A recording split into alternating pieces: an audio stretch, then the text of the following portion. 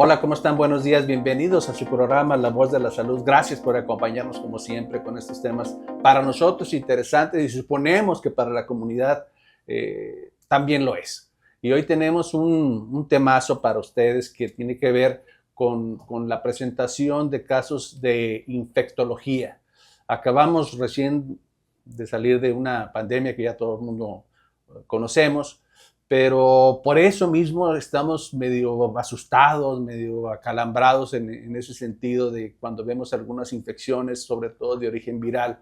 Nos preocupamos cuál va a ser el destino, cuál va a ser esa guía que van a seguir estas infecciones, cuál va a ser el rumbo desde el punto de vista clínico y de poblaciones. Y esta enfermedad es una de las enfermedades más contagiosas en el mundo. Una enfermedad sumamente contagiosa, si no es que la más contagiosa desde el punto de vista microbiológico. Me refiero al sarampión. Y para ello hemos invitado, para hablar de este tema, en particular del sarampión, que tiene que ver, por supuesto, con los niños, a un experto, a un médico pediatra, pero aparte de pediatría, él es infectólogo. Entonces, esta combinación es muy importante para nosotros porque es una herramienta profesional muy útil, esta combinación del pediatra más la infectología. Él es el doctor Alfredo Herrera. Doctor, bienvenido a tu programa La Voz de la Salud. Hola, muy buenos días. Bien joven, Doc. Parece, ¿verdad? Muy joven el doctor Herrera. ¿Es difícil hacer infectología? ¿Se requiere algún proceso particular? Realmente difícil, no lo describiría difícil, lo describiría como algo con vocación. Porque luego básicamente siempre nos preguntan, ¿qué es infecto? ¿Qué infecto qué? Nada más es meropenem vancomicina, ¿no? Antibióticos, darle antibióticos a todo, ¿no? Y un Pero montón. No. Bien dicen los maestros, lo más fácil es dar un antibiótico, lo más difícil es no darlo, porque hay que saber cuándo se tienen que indicar y cuándo no. Realmente necesitas vocación para que te guste infecto y para hacerlo. Y yo siempre le he comentado a mis residentes, tú puedes hacer lo que tú quieras, siempre y cuando te guste. Porque si no te gusta, va a ser algo muy difícil y Vas a muy batallar, complejo. Vas a batallar. Pesado, ¿no? Sí, entonces tú siempre dale por el lado que tú dices. Si te gusta infecto, nada es difícil en ese video, todo lo que te gusta. Oye, hablaste tú ahorita de bote pronto de antibióticos. Hay un problema con los antibióticos actual, ¿no? Me refiero a la resistencia de los antibióticos, el uso y sobreuso de los antibióticos que nosotros, gente como tú, como yo, los hemos empleado a granel y que pues, ves la lista tú cuando pides una muestra de un absceso, de una herida, de abdomen, no sé, y mandas la muestra para que el laboratorio nos diga el resultado de a qué es sensible ese microbio, qué le pega, qué lo puede eliminar, qué lo puede aniquilar a ese microbio. Y nosotros buscamos con esperanza, abrimos el sobre o el expediente electrónico pensando que nos va a dar la respuesta y nos dice a todos resistente, resistente, resistente, resistente, resistente. Y te preguntas, entonces, ¿qué le voy a dar a este paciente? ¿Cómo vamos en ese sentido de la resistencia a los antibióticos? Bueno, actualmente las resistencias antimicrobianas, la Organización Mundial de la Salud prevé que para el año 2050 sea la principal causa de muerte, tristemente. O sea, no tenemos con qué. No hay con qué porque desafortunadamente no hay nuevas innovaciones de antimicrobianos y los que hay tienen un costo exageradamente alto. En México, tristemente, vamos muy desfasados con la obtención de estos medicamentos por el alto coste que tienen. Eso es un tema muy importante a saber porque tristemente ya no es incluso el médico, incluso los pacientes llegan exigiendo un antibiótico porque eso le funcionó hace 10, 15 días y pues esa es la triste realidad que tenemos en México.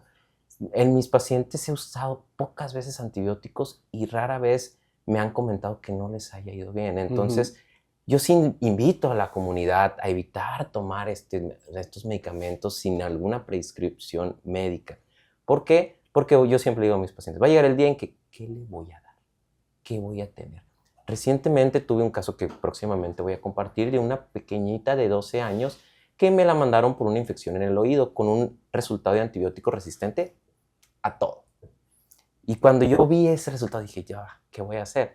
Sin embargo, interrogué y era una dermatitis atópica. Nunca tuvo infección. Afortunadamente, con la adecuada referencia a una dermatóloga pediatra, la mamá está muy contenta con Es él. que a veces sí la presión de que el paciente llega al consultorio con el familiar y al final te dice, ¿no? Ya cuando haces la receta, y no le va a dar antibiótico, y es cuando empiezas a decir, pues, ¿cómo le explico que no requiere antibiótico? Para que no ponga en duda tu capacidad profesional, ¿no? O sea, se normalizó tanto el uso de los antibióticos, se hizo un poco fácil la pluma en ese sentido, y hoy tenemos la consecuencia y sus pronósticos que no son nada halagüeños en el sentido que acabas de decir, una de las principales causas de muerte para el 2050 va a ser esa resistencia a antibióticos. Léase o interprétese como que no vamos a tener herramientas farmacológicas para atacar las infecciones. Es correcto. No vamos a tener nada. Digo, ahorita se están innovando. El detalle es el costo de los fármacos.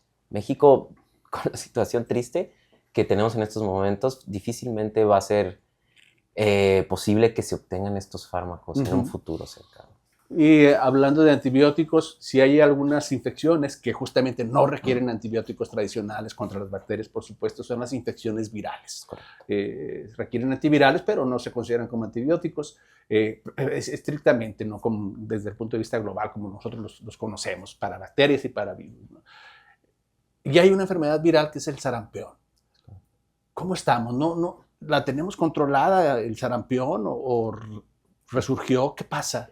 Tristemente, es triste tocar este tema porque el sarampión es una enfermedad prevenible por vacunación. ¿Qué quiere decir esto? Si uno lleva su adecuado esquema de vacunación, poco probable que obtengamos una enfermedad por eso. 99% con 2 vacunas, 95% con una vacuna de efectividad.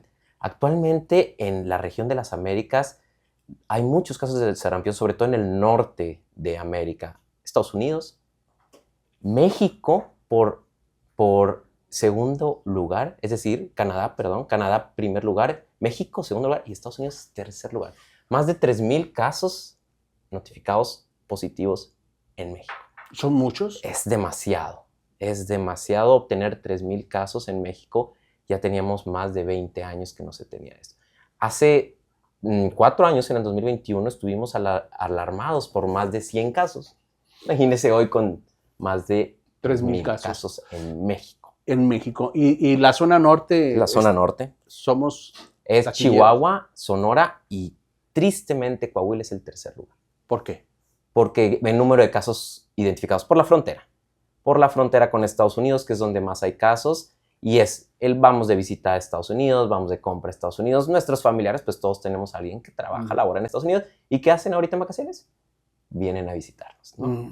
Y tristemente, pues hay muchos niños que no están vacunados y de ahí todo inicia. Y como bien mencionaste al inicio, la alta tasa de contagiosidad que Yo escuché un grupo étnico o religioso, religioso porque lo son, justamente practican generalmente son mormones, los menonas. ¿Qué pasa con ellos? Tristemente hay, como bien mencionaste, ciertos grupos que se les denomina antivacunas, es decir, no creen en las vacunas. Y esto genera que, pues, al no obtener vacunas, ellos predisponen a todos este tipo de procesos de infección, tanto virales sobre todo, y hay algunos bacterianos, pero virales sobre todo. ¿Ok? Entonces lo que pasa es que ellos, al obtener un paciente este virus, como ya mencionamos, tiene una alta tasa de transmisibilidad, se lo pasa a otros niños y así se va expandiendo el virus. En algún momento estos niños salen de la zona para obtener atención médica y, como siempre, el pivote es las lesiones que le salen en la piel. Es el periodo que más contagiosidad puede haber sobre otras personas. El sarampión. Es correcto. Cuando sale la ronchita, la exantema. Generalmente el sarampión se caracteriza por una etapa prodrómica, que es decir, una fase catarral, que es alrededor de 4 días previo a que le salgan las lesiones, las manchas rojitas en la piel. A partir de que el niño que empieza con su catarrito, tos, fiebre, moquito, a partir de ahí es contagioso. Y hasta que la fase de las lesiones desaparece, que es 4 días antes hasta 4 días después. Es una semana. Una semana que los niños pueden andar en todos lados. Y ese virus queda hasta 2 horas en el aire. Y es decir, uno dice, pues es que yo no anduve ahí, yo no. Pero simplemente uno estornuda y tocan la superficie, los niños tocan todo y se llevan las manos a la carita. ¿Y qué pasa? Se contagian, tristemente. factor de riesgo principal para sarampión, estoy entendiendo, es que no están vacunados. Actualmente sí hay más, pero ese es el principal factor. Otros factores de riesgo son los extremos de la vida. Ya personas mayores de 65 años o niños menores de 1 año. ¿Por qué? Porque la vacuna se aplica en mayores de 1 año. Entonces, actualmente los niños que están sobre todo de 0 a 6 meses, las principales defensas son la lactancia materna. Es decir, una mamá que le da lactancia materna a su hijo lo protege, le da inmunidad a su bebé. ¿Qué pasa cuando no se les da inmunidad? Ellos pierden las defensas mucho antes y tienen un mayor riesgo de tener esta infección por O sea, sarampión. normalmente ustedes vacunan a los niños al año. Al año, es y correcto. Después a los 18 meses actualmente. Actualmente. Okay. O sea, son dos dosis vacunas, únicamente. Y eso garantiza más del 90% de protección. 99% con 2. Casi el 100% de Es protección correcto. contra el sarampión. Es correcto. Va combinada la vacuna, ¿no? Sí, se incluye con sarampión, rubiola y paperas. Hay otra que es sarampión, rubiola, paperas y varicela, pero bueno, la que usamos en nuestro sector salud es la triple viral. ¿Es fácil conseguirla? Es absolutamente fácil, sobre todo en estos momentos. ¿Es Es gratis? gratuita. Eso es algo muy importante que la gente se tiene que llevar aquí. Las vacunas en México son gratis, ¿ok? La gran mayoría de ellas. Y sí hay. Y hay en sector salud. ¿Qué debe de hacer? Bueno, el paciente que corresponde al sector IMSS, acudir a su clínica IMSS, y el paciente que no, bueno, acudir a su hospital de Secretaría de Salud. Pues qué buena noticia, ¿no? Porque siempre se queda ese rumor, ese chismecito de que no hay vacunas y que no son buenas, en fin. No es así. Lo está diciendo un experto, un profesional, es pediatra, es infectólogo. Estamos hablando con el doctor Alfredo Herrera de nuestra comarca. Y fíjate que ahorita que escuché sobre los esquemas y que protegen durante mucho tiempo, pienso, por ejemplo, en este resurgimiento, si yo como adulto o la gente que nos está escuchando estoy expuesto a un niño con sarampión, ¿me tengo que vacunar? Realmente ya la vacuna ya tiene muchos años implementada en México, entonces ya todos tenemos defensa, ya todos fuimos vacunados y ya todos, es poco probable que nos podamos contagiar de un niño. O sea, ¿yo puedo cargar un niño con sarampión? Claro, si usted ya tiene todas sus vacunas, si Sí. usted tiene documentado, claro que sí. No hay algún riesgo. Como bien comentamos, la vacuna se compone de algo que se llaman virus vivos atenuados. ¿Qué quiere decir esto? Ellos te dan una pequeña dosis del virus, la necesaria para que tu cuerpo genere defensas. Y en automático tu cuerpo hace memoria de por vida, hace defensas de por vida. O sea, no es, ¿habrá que aislar a ese niño con sarampión? O al niño, obviamente sí, lo ideal es, bueno, aquí viene el qué hacer, ¿no? ¿Qué hacer con un niño que tiene una infección probable por sarampión? Primero que nada, concientizar a las mamás que no es algo del que debamos de temer de gravedad, ¿ok? Obviamente sí hay niños que se pueden complicar, para eso siempre tienen que acudir con su pediatra, su infectólogo pediatra de confianza, para que les diga qué hacer. Pero generalmente, ¿qué es lo que tienen que hacer cuando se sospecha? Lo primero es aislarlo. ¿Qué es aislarlo? Tenerlo en una habitación cerrada y alejado de la gente con riesgo. ¿Quiénes son? Los pacientes mayores de la tercera edad, pacientes bebés menores de 1 año o pacientes, bueno, ya entran otros factores con inmunocompromiso. Aquellos que tienen algún tipo de cáncer, algunos que tienen alguna enfermedad autoinmune, hay que alejarlos de ello. ¿Por qué? Porque ellos son los principales focos que pueden obtener este proceso. ¿Cuánto tiempo aislamos? Ya lo mencionamos, 4 días después del exantema. Cuando desaparecen las lesiones rojizas, ahí ya el bebé o el niño puede aislar, siempre y cuando los síntomas respiratorios hayan remitido. ¿Okay? Y ahorita que dijiste tú de las ronchitas, del exantema que aparecen, me hace recordar algo, un desastre, ¿no? Desde el punto de vista clínico, que fue la viruela. Y esas lesiones que dejaban cicatriz, marcado, se veía, si no se moría, quedaba muy, muy mutilado desde el punto de vista dérmico, esas mujeres y sus hombres con esas secuelas y manchas y marcas. No pasa eso con el sarampión. No, es importante eso que mencionan, ¿no? Porque hay muchas enfermedades que se le parecen, se le llaman enfermedades exantemáticas, ¿no? Entre ellas está la varicela, esta otra que es el incluso dengue, pues aquí que ya viene el dengue, ¿no? Sí. Enfermedad como rickettsia, también entran otros virus como la rubiola, que son muy parecidos, demasiado parecidos.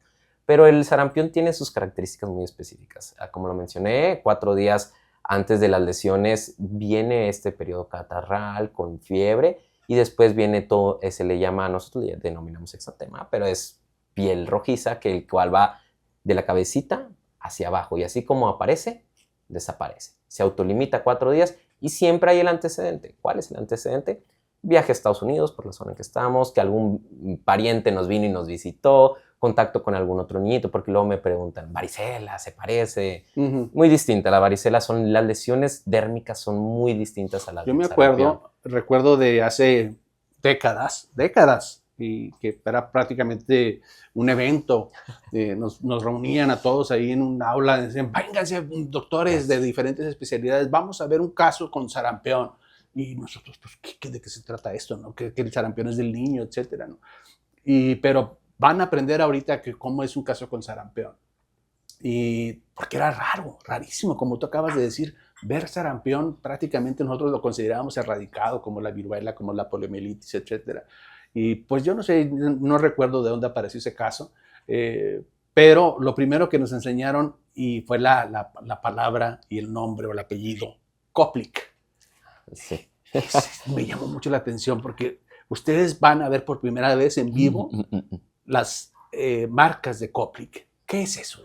Bueno, como ya mencionamos, está la etapa prodrómica y alrededor de 24 horas antes de las lesiones en piel aparecen estas manchas de Koplik, como bien mencionó. Son unas placas que aparecen en la boquita, en las cuales son blanquecinas, grisáceas o incluso hasta azules, con una base eritematosa.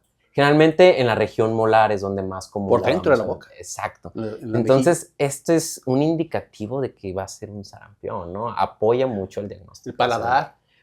En paladar no es lo más común, Pero no quiere decir que el paciente se va a complicar. No, realmente, bueno, los principales que se van a complicar son los pacientes que ya mencionamos, los principales, los extremos de la vida y los que tienen alguna enfermedad con inmunocompromiso de base. Pero sí se pueden complicar, sobre todo los menores de 1 año. Lo más común son diarreas, ¿no? Es lo más común, o una infección del oído.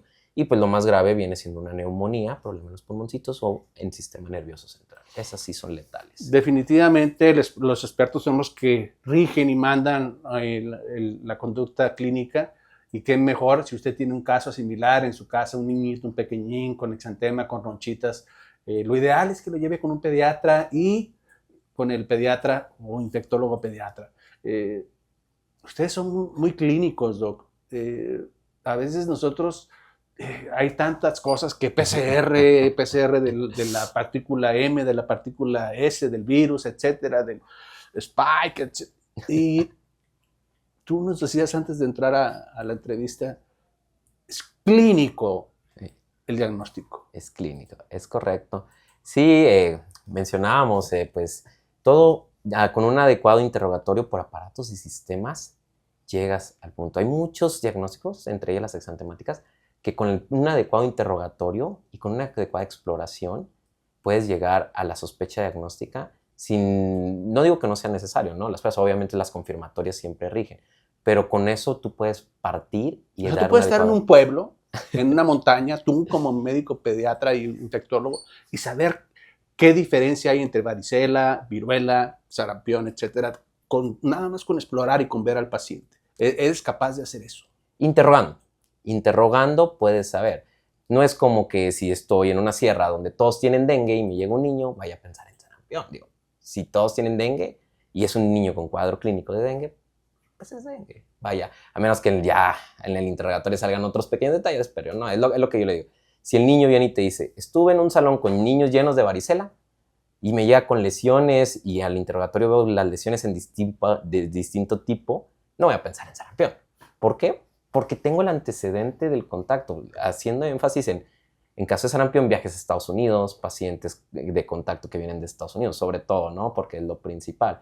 Digo, se tiene una alta sospecha con el interrogatorio, eso es bien importante. Un adecuado interrogatorio te va a llevar a un buen punto. Es fascinante cómo los médicos en ocasiones hacen esa función como de detectives, cómo rastrean de dónde viene, de dónde proviene el paciente, con quién estuvo en contacto los últimos días, etcétera, cómo, a qué se expuso. Esa labor pues es mágica que ustedes logran tener, sobre todo en pacientes como los que manejan. Es decir, el niño no se comunica porque es un niño que no habla. Estamos hablando de un niño de quizás 6, 8 meses. Entonces, no hay manera de que el niño nos diga dónde estuvo, sino a través de un interrogatorio que le llamamos nosotros indirecto. Indirecto, es correcto. Con la mamá. con la mamá, el papá o ya pues quien vaya, ¿no? En estos tiempos, el abuelito. ¿Cómo vamos en el asunto de las vacunas, doctor? ¿Qué pasa con las vacunas? ¿Por qué hay momentos en que surgen a través de las redes sociales movimientos antivacunas y otros que están a favor, en fin?